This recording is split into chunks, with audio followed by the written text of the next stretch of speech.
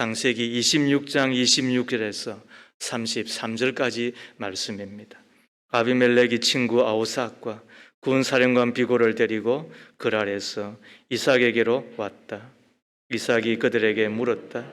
당신들이 나를 미워하여 이렇게 쫓아내고서 무슨 일로 나에게 왔습니까? 그들이 대답하였다. 우리는 주님께서 당신과 함께 계심을 똑똑히 보았습니다. 그래서 우리는 우리와 당신 사이에 평화조약을 맺어야 하겠다고 생각합니다. 이제 우리와 당신 사이에 언약을 맺읍시다.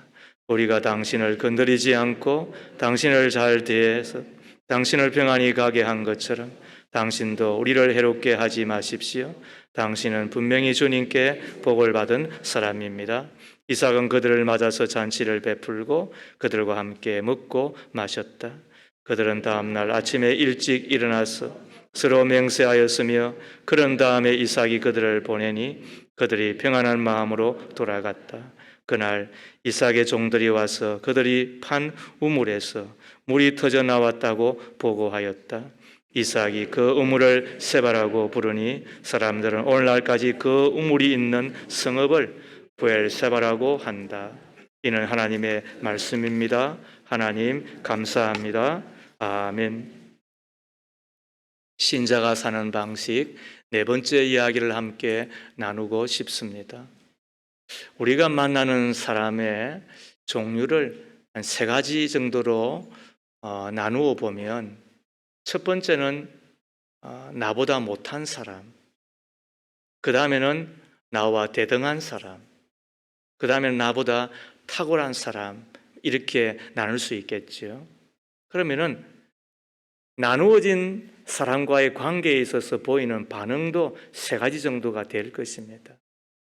첫 번째, 나보다 못한 사람을 향하여서는 보통 연민의 정을 느끼지요. 내가 도와주고 싶고, 또 내가 또 가르쳐주고 싶고, 또 내가 이끌어주고 싶은 그런 관계가 되잖아요. 자기와 비슷한 사람을 향하여서는 어떻게 할까요? 경쟁하지요. 경쟁자를 도와주는 사람은 많지 않습니다. 오히려 방해하고 은근히 잘못되기를 바라고, 그래서 경쟁자가 나보다 잘 되면 시기하고, 그래서 잘못 먹은 것도 없는데 배가 아프잖아요. 이것이 보통 나와 대등한 사람을 향하여 보이는 이 반응인 거예요. 그런데 세 번째로, 나보다 탁월한 사람을 만나면 우리는 어떤 반응을 보이게 됩니까? 탁월하다고 한 이야기는 나와 남다른 거예요. 나와는 다른 정도가 아니라 나보다 두드러지게 뛰어난 사람인 거예요. 대등한 사람을 향하여서는 경쟁하지만 나보다 탁월한 사람을 향하여서는 우리는 머리를 숙이고 존경하게 되는 것입니다. 아무리 따라잡으려고 해도 도저히 따라잡을 수 없는 탁월함이 인정되면 더 이상 그 사람을 비난하지 않습니다. 오히려 그 사람이 나의 모델이 됩니다. 나도 저렇게 되었으면 좋겠다. 그렇게 생각하고 하나라도 배우려고 하고 하나라도 한 번이라도 더 가까이 하려고 하는 것 아니겠습니까? 한 사람이 타인과의 관계에서 이 세 가지를 동시에 다 경험하는 것은 쉽지 않습니다. 그런데 오늘 우리가 본문에서 만나는 사람 이삭은 아비멜렉과의 관계에 있어서 이 세 가지를 동시에 다 경험하게 됩니다. 이삭은 처음에는 연민의 대상이었습니다. 창세기 26장은 무엇으로부터 시작이 된다고 말씀을 드렸죠? 기근, 흉년으로부터 시작이 됩니다. 그 흉년을 피하여서 그가 살던 부엘세바를 중심으로 거하다가 서쪽으로 향하여 걸어가게 되지요. 그것이 지중해 연안의 평야지대 그랄 지방입니다. 그곳에서 만난 이가 누구입니까? 왕이었던 아비멜렉이었죠. 그러니까 아비멜렉이 보니까 초췌한 거예요. 양식 얻으러 왔고, 그리고는 자기 아내를 누이라고 속이면서 비굴하게 굴기도 하고, 하나님이 간섭해 주지 않으셨다고 한다면 아마 큰일 당했겠죠. 아무튼 이삭은 처음에는 연민의 대상이었습니다. 그래서 도와주어야만 한 그런 입장이었다는 거예요. 그런데 이삭이 이제는 경쟁의 대상이 되는 거예요. 왜요? 강해졌기 때문에 그런 것입니다. 가난한 자가 부자가 되었습니다. 약한 자가 강하게 되었습니다. 내려가던 자가 올라가 되었습니다. 우물을 파는데 우물 파는 것마다 다 물이 나오는 것입니다. 지금 생각하면 여러분들은 뭐 우물 하나쯤 할지 모르지만은, 그러나 그곳에 가보시면 우물이라고 하는 것이, 특히 물이라고 하는 것이 얼마나 중요하고 대단한 것인지 알게 됩니다. 그것은 산업입니다. 그 지방과 그리고 특히 한 가정의 기업과 똑같은 것입니다. 왜? 우물이 본래 그런 것입니다. 그래서 우물을 판다고 해서 다 물이 되는 것도 아니고, 우물을 팠을 때 물이 된다고 하는 것은 얼마나 신나고 대단하고 그리고 또 크게 힘이 되는지 모릅니다. 이삭이 바로 그런 자가 되는 것이지요. 그렇게 하였더니 이 아비멜렉이 보인 반응이 뭐예요? 처음에 연민의로 시작을 했다가 이제는 경쟁하게 되는 거예요. 시기하게 되잖아요. 자기가 오기는 조금 쪽팔렸는지는 모르지만은 아무튼 종들을 보내서 쫓아내잖아요. 우물 판 거 다 빼앗잖아요. 그걸 몇 번이나 했어요? 3번이나 했단 말이에요. 그런데 가는 곳마다 되는 거예요. 잘 되는 거예요. 자기가 못 되는 건 둘째치고, 아니 부하도 신기할 만큼 되는 것을 보고서는 이제는 안 되겠다 싶어서는 이제는 나가! 그리고는 확 쫓아내 버린 거예요. 그러다가 이삭은 이제는 탁월한 존재로 또 존경의 대상까지 되는 거예요. 이삭의 집이 쫓겨나기 전보다 잘 되는 정도가 아니라 이제는 아비멜렉이 생각했을 때에 경쟁의 상대가 되어지지를 않는 것이지요. 그래서 하는 이야기가 뭐예요? 이제는 우리가 다툼을 거치고 그리고는 평화조약을 맺자, 그의 탁월함을 인정하게 되는 것이잖아요. 이삭에게는 도저히 따라잡을 수 없는 비부감이 있다는 사실을 알게 된 것입니다. 그리고 아비멜렉은 차츰차츰 감동하게 되고 마음의 허리와 머리를 숙이면서 그리고는 존경까지 바치게 되는 것입니다. 제가 서론에서도 이야기했던 것처럼 관계 가운데서 혹은 연민의 정을 보내기도 하고 또 경쟁하기도 하고, 그렇죠? 그리고 또 탁월한 일을 만나면 또 존중하고 존경하기도 하겠지만 세 가지를 동시에 다 경험하는 건 쉽지 않아요. 그런데 이삭은 연민의 대상에서 경쟁자가 되었다가 결국 존경의 대상, 감동을 주는 탁월한 인물로 우뚝 서게 되잖아요. 무엇이 이 아벨멜렉과의 관계에 있어서 이토록 이삭을 만들었을까? 우리는 이 대목에서 신자가 사는 방식 4번째 이야기를 하고자 하는 것입니다. 첫 번째, 이삭은 자신과의 싸움에서 이긴 사람입니다. 이삭은 어떤 사람이라고요? 자신과의 싸움에서 이긴 사람입니다. 창세기 26장 12절 이하 23절을 보면 이삭을 향해 그랄 사람들, 블레셋 족속인데요, 어떤 잘못을 했습니까? 이삭의 가족들이 파놓은 우물을 다시 흙으로 메워버리고 그리고는 또다시 쫓아와서는 또 빼앗고 떠나게 하고, 그것을 한 번도 아니고 두 번도 아니고 3번씩이나 했다고 한다는 이야기는 이삭의 입장에서는 한마디로 말하면 이 미치고 폴짝 뛸 일인 거예요. 아무리 못살게 굴어도 이렇게 못살게 굴 수가 있나?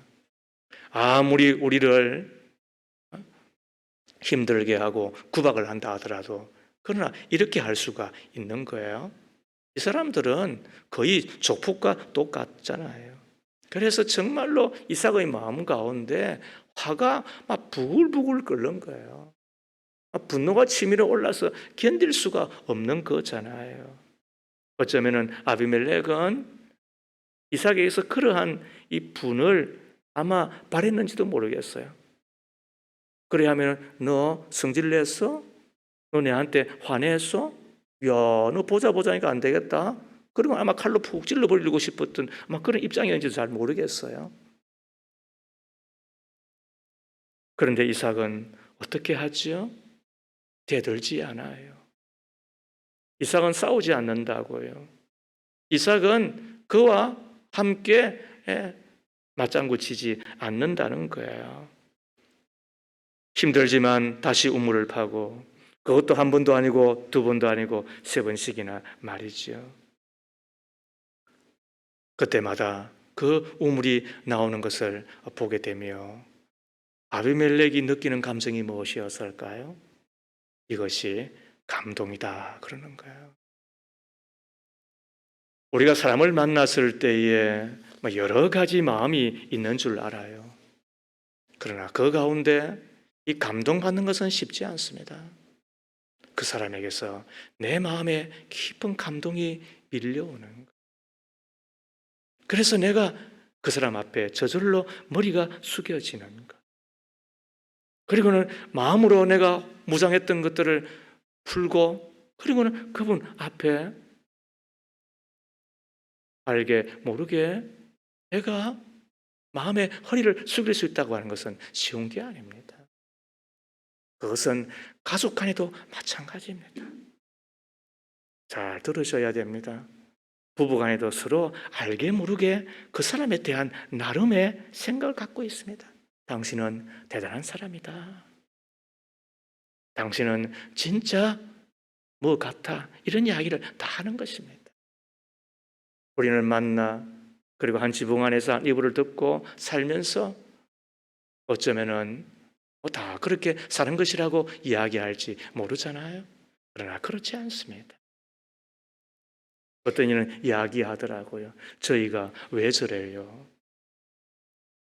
그리고 가족 가운데 그가 왜 그렇게 하는지 다 이야기하더라고요. 자기가 사고 싶은 것은 말이죠. 다 사는데 밥은 집에 와서 먹겠다는 거 하는 거 아니에요? 그러니까 생각하는 게 뭐예요? 저놈이 왜 저러나? 여러분 나름대로 다 생각하는 거예요. 그런데 그때 그가 누구이든 간에 그 상대방을 향하여서 감동한다는 것이 뭐예요? 그것이 탁월함인 거예요. 이삭은 그런 면에 있어서 우리가 부인할 수 없는 믿음의 사람이잖아요.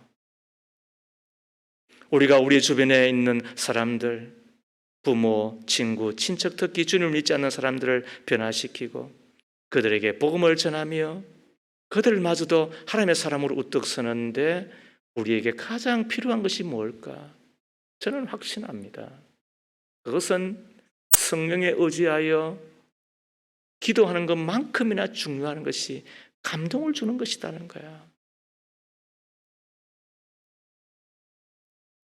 과거 필리핀에는 그들이 사랑하며 존경하는 지도자 막사이사이라고 하는 분이 계셨습니다. 우리나라에도 이 막사이사이상을 받은 분이 여러 분 계시잖아요.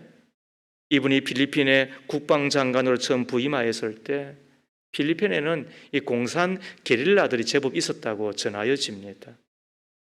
이들은 농민들과의 관계를 원만하게 유지하며 그 명맥을 유지하고 있었는데 이들이 농민들의 호응을 얻을 수 있었던 비결이 뭐냐 하면 저들을 위하여 우물을 파주는 것이었답니다. 그런데 문제는 이 우물을 파주면 정부군이 와서 그 우물을 메워버리는 거예요. 그렇게 해서 공산 게릴라들이 그 마을에서 떠나도록 더 이상 마을 농민들, 가난한 이들의 마음을 사지 못하도록 맞는 것처럼 보이잖아요. 그런데 어떤 일이 벌어졌느냐? 농민들의 마음은 더욱더 게릴라에게 쏠리고 정부군의 힘은 점점 더 약해질 수밖에 없었다는 거예요. 왜? 자기들이 지금 필요로 한 그 우물들을 파주는 이는 저들이고 그리고는 못 쓰도록 메워버리는 이는 정부 쪽이니까. 그런데 그때 막사이 사이가 국방장관으로 취임을 합니다. 그리고 보고를 받는 가운데 그 이야기를 듣지 않았겠어요? 그리고는 이 막사이 사이가 내린 조치가 뭔 줄 아세요? 자신들의 군대를 동원해서 우물을 묻어버리는 대신에 그 우물에다가 지붕을 입혀주는 것이었대요. 어떤 일이 벌어졌겠어요? 그러자 게릴라들이 차츰차츰 마을에서 더 이상 접근하지 못하게 되고 그리고는 거의 소멸되게 되었다. 이것이 보고인 것입니다. 이삭이 바로 그런 사람이었습니다. 이삭은 아비멜렉과 싸우고 경쟁하는 것이 아니라 자기와 싸우고 있었습니다. 자기의 분노와 싸웠습니다. 마음속에서 일어나는 미움과 불평과 이기심과 싸웠습니다. 우리는 잘 압니다. 눈에 보이는 해방꾼보다 눈에 보이지 않는 내 마음의 해방꾼이 더욱더 더 큰 적이라고 하는 사실을 말이죠. 이삭은 바로 그 눈에 보이지 않는 해방꾼, 자기의 분노와 그리고 자기의 성질과 자기의 기분과 그리고 자기 자신과 싸워서 어떤 자였다? 이기는 자였다는 거예요. 그래서 감동을 주는 거예요. 그리고 한 사람의 감격을 이끌어내는 거예요. 그러자 아비멜렉이 왕이잖아요. 아쉬운 게 뭐가 있어요? 그런데도 와서 어떻게 한다고요? 마음의 머리를 숙이고 있잖아요. 성경의 말씀을 들으십시오. 잠언 16장 32절 말씀에 노하기를 더디하는 사람은 용사보다 낫고 자기의 마음을 다스리는 사람은 성을 점령한 사람보다 낫다. 성을 점령한 사람을 뭐라 그러는 거예요? 용사라고 이야기하잖아요. 그렇다면 신앙인의 용사는 누구인 것입니까? 자기의 마음을 다스리는 사람, 자기 마음속에는 그 노함을 다스릴 줄 아는 사람. 신자는 어떻게 살아야 되는 건가요? 우리가 이것을 연습하고 또 이것을 날마다 훈련하셔야 되는 것입니다.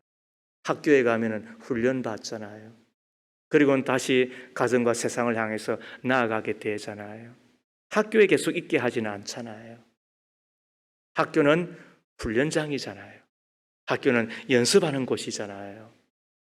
기술이든 거기 지식이든 아니면은 세상을 살아가는 방편이든 간에 그리고 어디를 향해 나간다고 세상을 향하여 가게 되잖아요. 그런 의미에서 우리가 세상을 향하여 나아가기 전에 필요한 것이 어디예요? 하나님의 교회잖아요. 그러므로 교회에 오셔서는 배우십시오. 교회에 오셔서는 훈련하십시오. 교회에 오셔서는 연습하십시오. 하나님의 교회의 목장으로 특별히 오십시오. 이곳에 오셔서 내 성질을 고치십시오. 여러분 기빈대로 살아가는 거 고치십시오. 어떤 분을 가만히 보면 부르르한 분이 있으시잖아요. 예, 성질머리가 그러니까 어떻게 하겠어요? 우리가 이해하고 또 받아주고 그러면서 또 말 나누고 마음 나누고 음식 나누고 그러는 가운데 예수의 사람은 이렇게 사는 것 아니야? 예수의 사람은 조금 다르게 사는 거야. 우리가 그것으로 이야기해주고 또 본으로 보여주고 그리고는 그곳에서 연습이 되면 그가 가는 가정이 평화롭지 않겠습니까? 그가 가는 그 세상이 좀 더 맑고 밝고 행복한 곳 되는 것 아니겠습니까?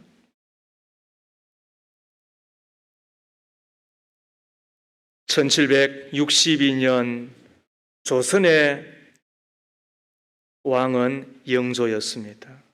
자신의 아들 사도세자를 뒤주에 가두어 죽였죠.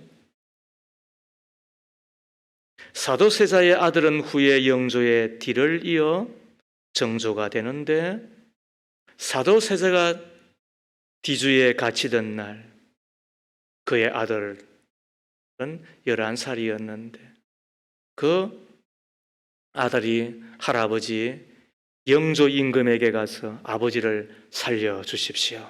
그렇게 빌었답니다. 그러나 끝내 아버지는 뒤주에 갇혀 죽었죠. 그 11살 되던 그 아이가 나중에 왕이 됩니다. 그리고 왕이 되었을 때 했던 첫 번째 말이 나는, 과인은 그랬겠죠. 과인은 사도 세자의 아들이다. 그 이야기는 뭐예요? 그때 그것을 부추겼던 노론 세력은 이제 다 죽는 거예요. 그리고 그것을 무심히 혹은 그냥 지나가쳤던 이들은 이제 사시나무 떨듯이 될 수밖에 없는 입장이에요.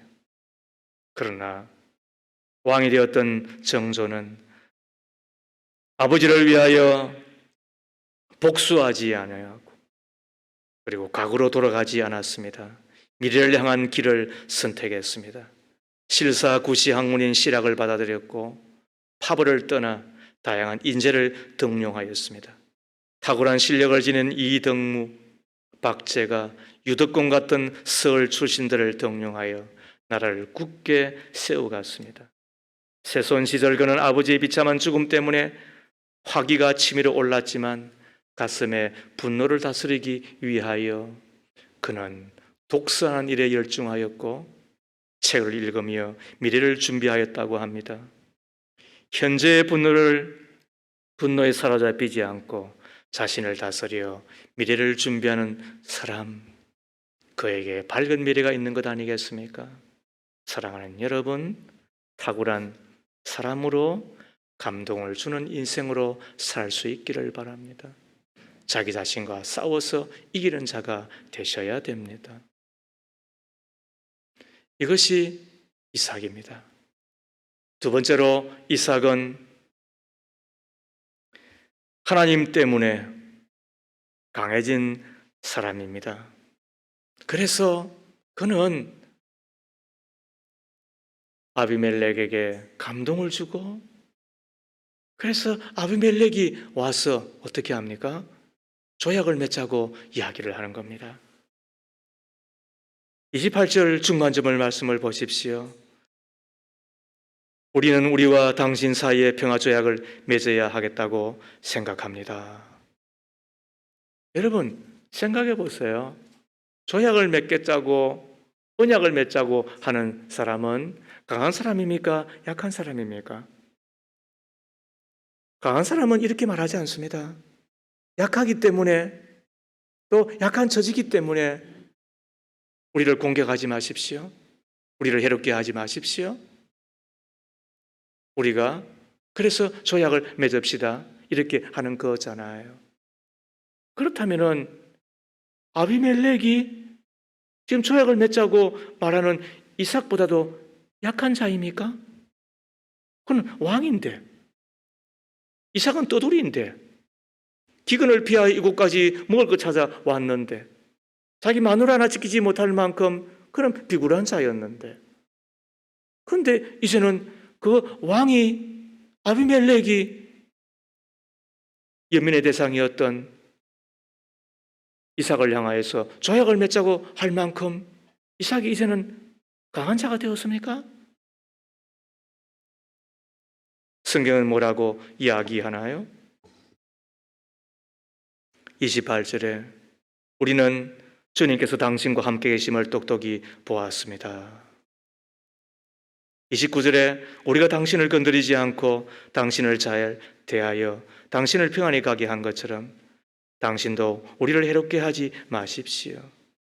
당신은 분명히 주님께 복을 받은 사람입니다.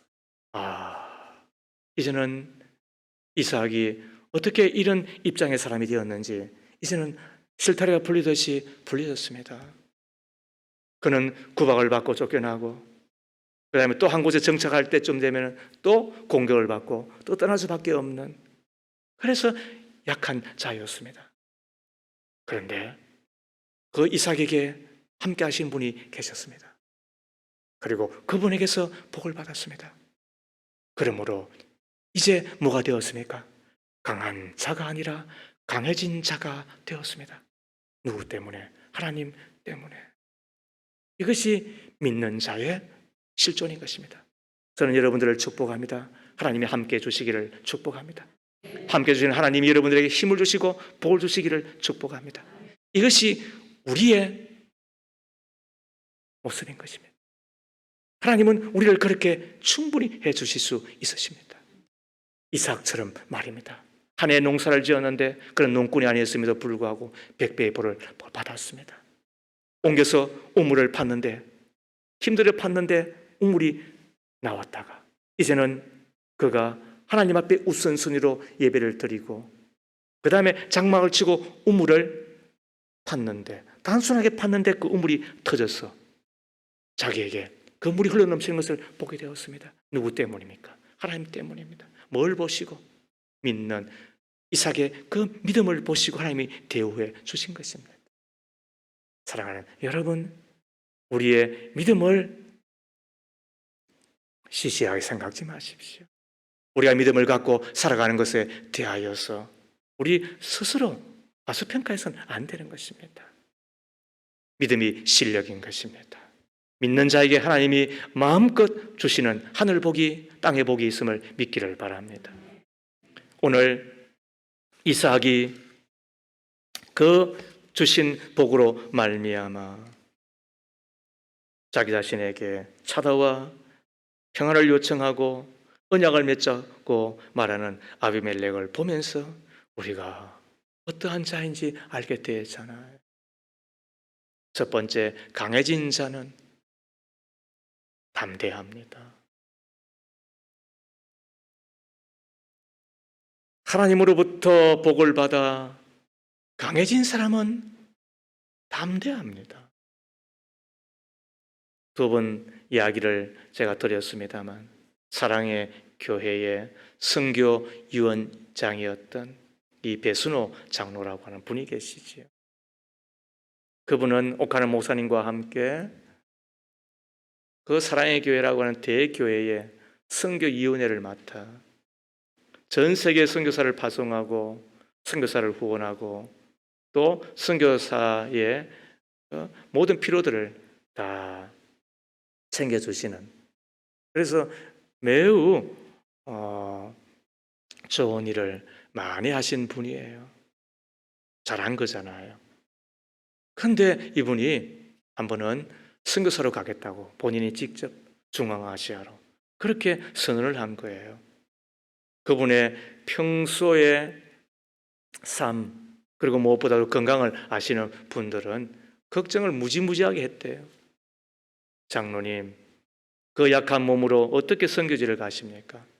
이곳에 계시면서도 선교 혹은 선교 사업을 충분하게 하실 수 있으신데 왜 굳이 이렇게 이야기하였을 때 그 배순호 장로가 했던 이야기를 제가 지금 25년이 지났는데도 불구하고 잊을 수가 없습니다. 저를 걱정해 주셔서 감사합니다. 기도해 주십시오. 그러나 가장 안전한 곳은 주 안입니다. 이렇게 이야기하니까 또 말이죠. 또 인천 가는 도중에 막 1호선 또 주 안에 또 가실라. 그것이 아니라 주님 안이라는 거예요. 여러분, 하나님의 은혜로 하나님의 축복으로 강해진 사람은 담대합니다. 그 담대함이 한 인생을 탁월하게 만들고 그리고 그 탁월함이 한 인생을 감동시키는 것입니다. 어디에서 오는 것입니까? 그게 하나님으로부터 오는 것입니다. 이것이 신자의 삶의 방식인 것입니다. 뿐만 아니라 하나님의 은혜로 하나님의 축복으로 강해진 사람은 감사하며 사는 것입니다. 이스라엘의 이주섭 목사님이 계세요. 이 목사님은 참으로 실력이 있고 겸손한 목사님이 있어요. 인격이 훌륭하세요.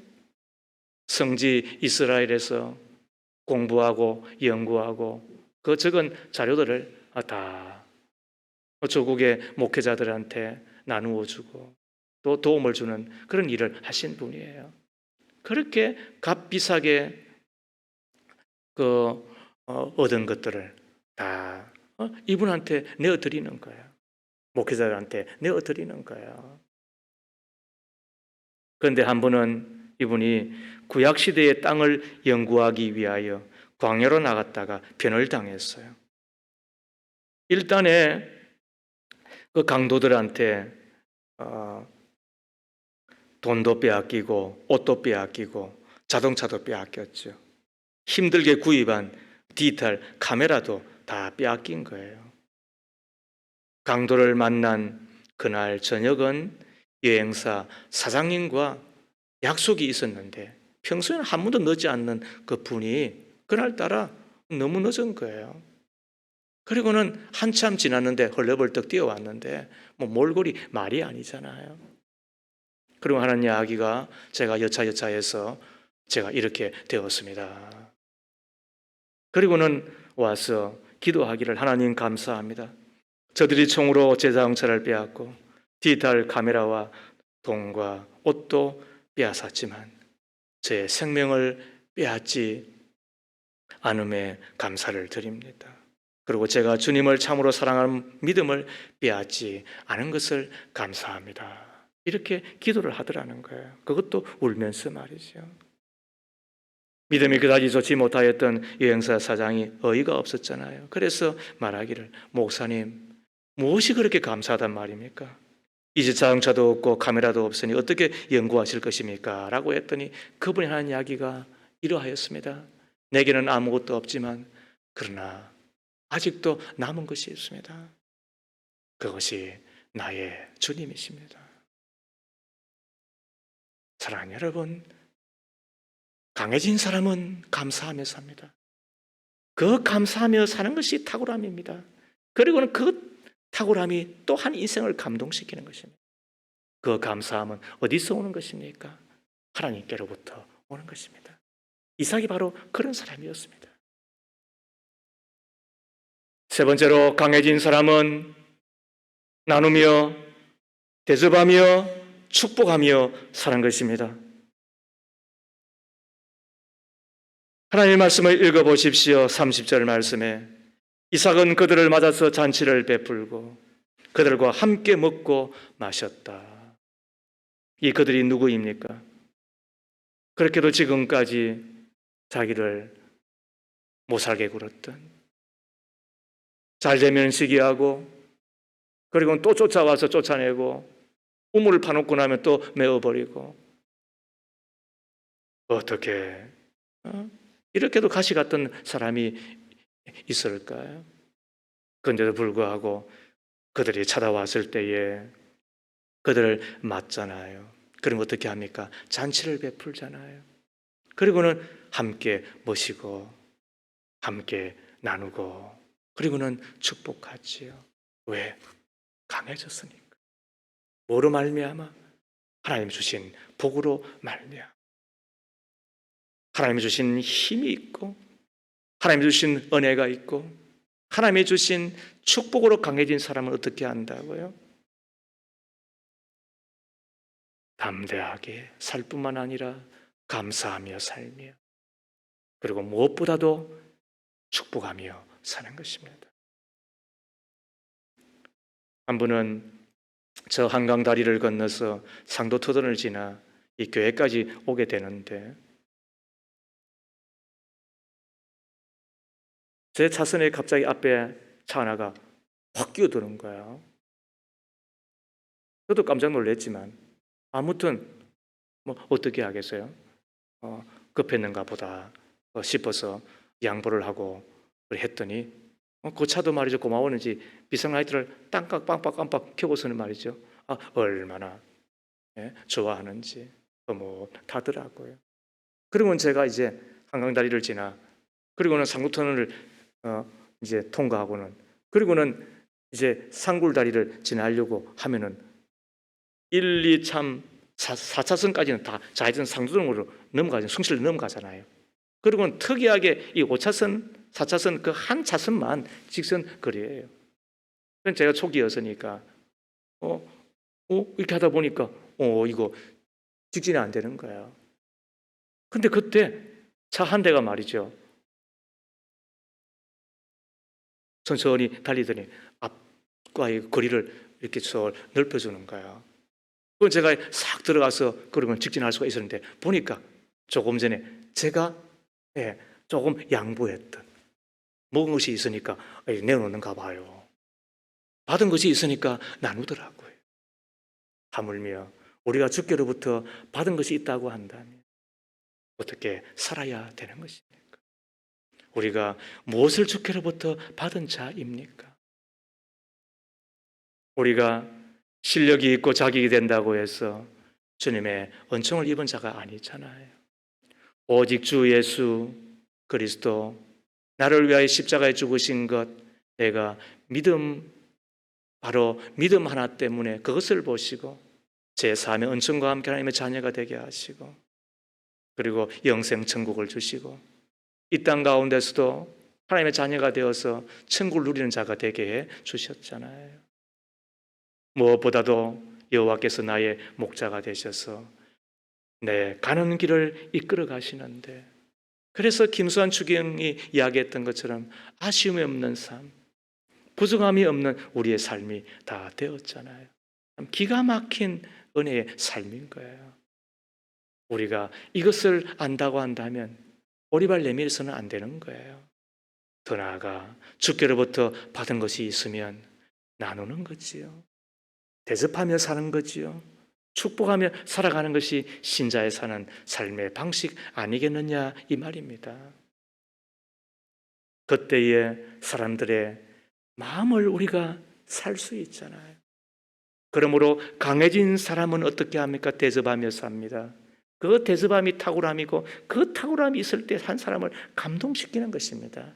교회가 그래서 끊임없이 나누고 대접하고 축복하고 살아가는 교회, 그리고 그 교회를 하나님께서 기뻐하는 것 아니겠어요? 강동에 가면은 이 한 교회는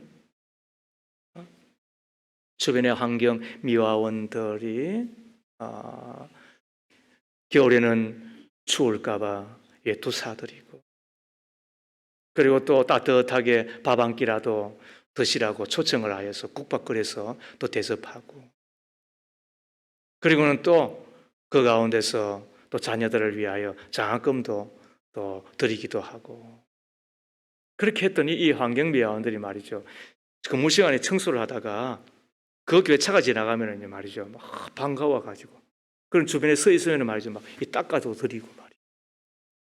그 더 나아가 그 교회 이게 묻잖아요. 그 모 교회 어디 있느냐고 하면은 선수 말이죠, 막 쫓아와가지고 저기 있으시다고 이야기도 해드리고, 그리고 또 어떤 분이 이 주변에 좋은 교회 있느냐고 그러면은 그분들이 물론이지요. 그리고는 또 그 교회까지 또 가르쳐 드려서 그 교회 또 등록도 시켜드리고. 누가요? 그 환경 미화원들이. 왜요? 대접받은 것이 있으니까. 하나님의 교회는 바로 이러할 때에 그 교회가 생기가 돌고, 그래서 우리는 내가 전도하고 내가 선교해야만 교회가 큰다 이렇게 우리는 하지 않아요. 우리는 다만 하나님의 복음의 빚진 자이고 은혜의 빚진 자이니까 그거 갚는 마음으로 그냥 나누고 섬기고 대접하고 축복했을 뿐인데, 하나님이 또 그 사람들을 보내주시더라 믿기를 바랍니다. 그래서 교회는 전도한 교회일 뿐만 아니라 전도가 되어지는 교회, 우리가 나누고 섬기고 대접할 뿐만 아니라 하나님께서 우리를 알아주시고 하나님께서 우리에게 복을 주시는 그런 교회가 되는 거겠지요. 말씀을 마칩니다. 로마가 세계 최고의 대제국을 거느리고 있을 때 로마의 상류층에서 가장 인기 있는 신부 후보감으로 꼽혔던 사람은 어떤 부류의 사람이었을 것이라 생각을 하십니까? 눈이 크고 예쁜 사람? 키 크고 날씬한 사람? 또 잘나고 돈 있는 사람? 아니지요. 당대의 최고로 인기가 있었던 신부감 후보는 그리스도인 처녀들이었다고 전하여집니다. 당시대의 로마는 극도로 타락해 있었습니다. 성적으로 문란해 있었습니다. 그러나 상류층의 부모들은 자신의 며느리로 누구를 맞아들일까 고민하는 중에 저들이 본 이들이 있는 거예요. 다르게 살고 깨끗하게 살고 정직하게 살고 그러면서도 너그럽게 살아가는 사람들을 본 거예요. 그가 누구냐? 당대 오해를 받았던 예수님의 피와 살을 먹는다고 하는 것 때문에 식인종은 아닌가 그렇게 여겨졌는데, 그러나 자세하게 들여다보니까 전혀 그렇지 않죠. 얼마나 그 가운데 향기가 있는지, 생기가 있는지, 거룩함이 있는지. 그래서 저들이 다, 그리고서는 그 그리스도인의 집안에 딸들을 자기 아들과 결혼을 하도록 이끌어 주었다는 것 아닙니까? 그 영향으로 그렇게 기독교를 핍박하던 로마가 이제는 하나님 앞에 항복하듯이 기독교를 국교로 맞아들인 것, 우리가 충분하게 상상할 수가 있겠죠. 그러므로 우리는 이렇게 생각하셔야 됩니다. 한 사람의 변화는 결코 크지 않습니다. 그러나 작은 듯한 한 사람의 변화가 가정을 변화시킵니다. 사회와 교회 그리고 나라를 변화시킵니다. 이것을 믿는다면 인생의 해답은 무엇입니까? 내가 변하는 것입니다. 내가 변하는 것입니다. 그러나 힘으로 변하는 것 아니고 방법으로 되는 것 아닙니다. 오직 변화는 예수 그리스도를 온전히 영접함으로, 아름다운 성품으로, 그리고 하나님의 은혜로 더욱더 강해지는 것, 바로 그것이 우리가 바라는 것입니다. 간절히 기도하고 소원하옵기는 우리 믿음의 가족들이 이 두 가지를 다 가져 아름다운 성품으로 자신을 이기며 자기 마음을 다스리는 진정한 용사가 되기를 바라고, 그리고 더 나아가 하나님의 축복을 받아 진정으로 강해진 자로 담대하게 사십시다. 감사하며 사십시다. 더 나아가 그 받은 것으로 대접하며 그리고 나누며 축복하며 살아 온 세상을 주께로 이끌어가고 내 가정을 믿음의 명문가로 만들어내는 저 여러분 다 되어지기를 주의 이름으로 축복합니다. 하나님 아버지, 복된 날 주일을 맞았습니다. 거룩한 주의 백성으로 주님 앞에 서게 하시니 감사를 드립니다. 아무 자격 없고 의가 없는 저희들이오나 우리의 예배가 주께 연락되게 해주시는 것은 주님의 은총입니다. 영광을 받으시옵소서. 홀로 이곳에 나타나시옵소서. 오셔서 저희를 축복하옵소서. 이기는 자가 되게 하옵시되 나를 이기는 자 되게 하옵소서. 주님의 힘과 복으로 강해진 사람이 되었사오니 담대하게 하소서. 감사하며 살게 하소서. 나누며 섬기며 대접하며 축복하며 살아가는 진정한 믿음의 거인들 다 되기를 빕니다. 예수님 이름으로 기도하옵나이다. 아멘. 함께 찬송 드리겠습니다.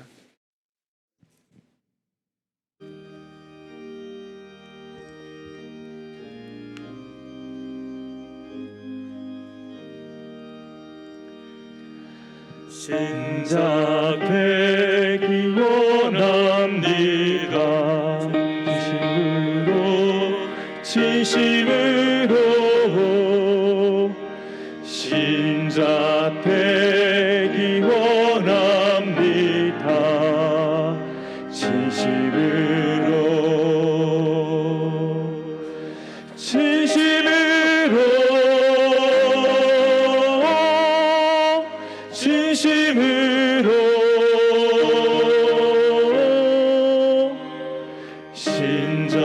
되기 원합니다. 진심으로 사랑하기 원합니다. 진심으로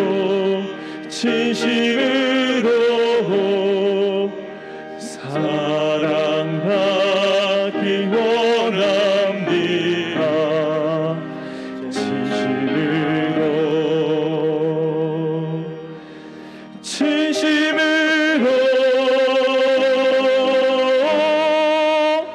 진심으로 사랑하기 원합니다. 진심으로 거룩하기 원합니다. 진심으로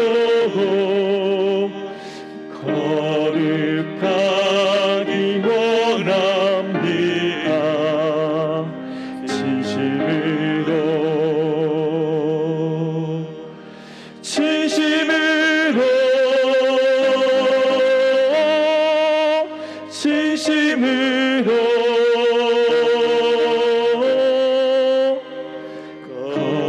거룩하기 원합니다. 진심으로 예수 닮기 원합니다. 진심으로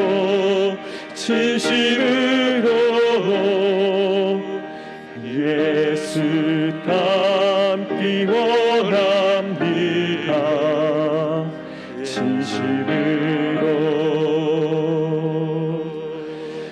진심으로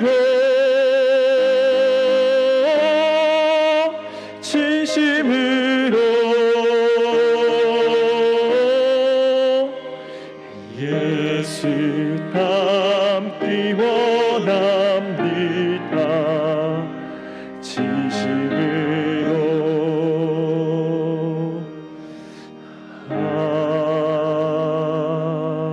아멘. 주님, 진심으로 신자 되기를 원합니다. 주님을 만나 천국에서 사는 것이 훨씬 더 좋은 일이오나 주께서 이 땅에 우리를 남겨놓으시고 때가 될 때까지 이 땅에 살게 하신 이유는 사랑하며 거룩하며 또 예수 닮아 내가 믿는 예수는 그렇게도 좋은 분이냐, 또 다른 사람들의 마음을 얻고 또 그들의 마음이 열려 우리가 믿는 예수님을 믿기를 바라는 것 아니겠습니까? 주님, 우리가 진심으로 신자가 되어 하나님을 영화롭게 할 뿐만 아니라 사람의 마음을 감동케 하며 이 세상을 더욱더 풍요롭게 아름답게 만드는 우리이기를 비나이다. 우리의 헌신과 헌금이 모아져 이 땅에 하나님의 나라가 임하기를, 천사가 하나님의 존전의 머리를 숙이고 하나님의 뜻에 순복하였던 것처럼 이 땅에 모든 사람들이 하나님의 법에 다 부딪 접촉이 되며 또 하나님의 법만이 옳은 것임을, 그리하여 하나님을 믿고 살아가는 그 나라가 되도록 주님 앞에 심는 자를 축복하시고 그 자손을 축복하시고 그 가문을 축복하시고 하는 일마다 형통하게 하시고 주님의 영광이 꼭 나타나게 하옵소서. 예수님 이름으로 축복하며 기도하옵나이다. 아멘.